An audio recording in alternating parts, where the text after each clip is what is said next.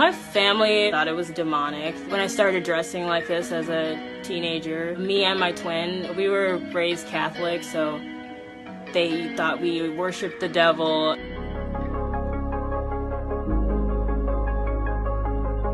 There was a point in time when my mom took away all of our clothes. To me, goth is something that should be universal. It's like an art, subculture, music-based culture that should be shared and enjoyed. People see like my piercings and kind of be like, oh, so what else do you have pierced? Or you have any hidden piercings that I can't see? And I'm like, do you ask a regular person about that? Or like, if I'm wearing fishnets, like they may like touch one of like the holes of my fishnets and be like, oh my God, I just stuck my finger in your hole. And I'm like, why are you touching me? It's almost as if like all social etiquette and social cues just go out the door when they see somebody who's like a little bit eccentric. They'll think, oh, maybe they're going to be more likely to be on drugs at work or steal. So people act as though our work ethic is somehow affected by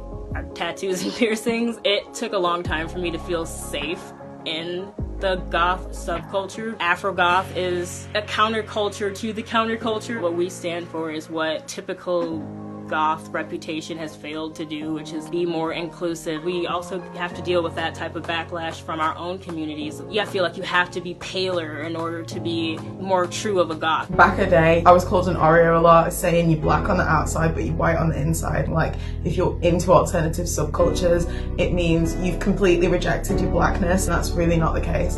If anything, I've learned to embrace it. The architecture is mainly European, and the music is seen as very white. I think in a lot of the subcultures, more so Victorian, traditional goth, traditional, romantic, vampire goth, subcultures that favour white skin. They like pale skin, but not just talking pale skin. Obviously, as a black person, that's just not achievable for me, and I feel like that kind of gate kept me in a way. People think goth and Afro-goth have to be these two separate things, and the Afro-goth is this political goth movement. It's not. It's just a space where we can be unapologetically black and unapologetically goth without having to deal with the racism or the anti-blackness. Start by showing that more in gothic film, showing goths with like black goths with dreadlocks and braids and like, you know, their natural hair, and putting that more into culture so that people can see themselves being represented. And that's the way we can like challenge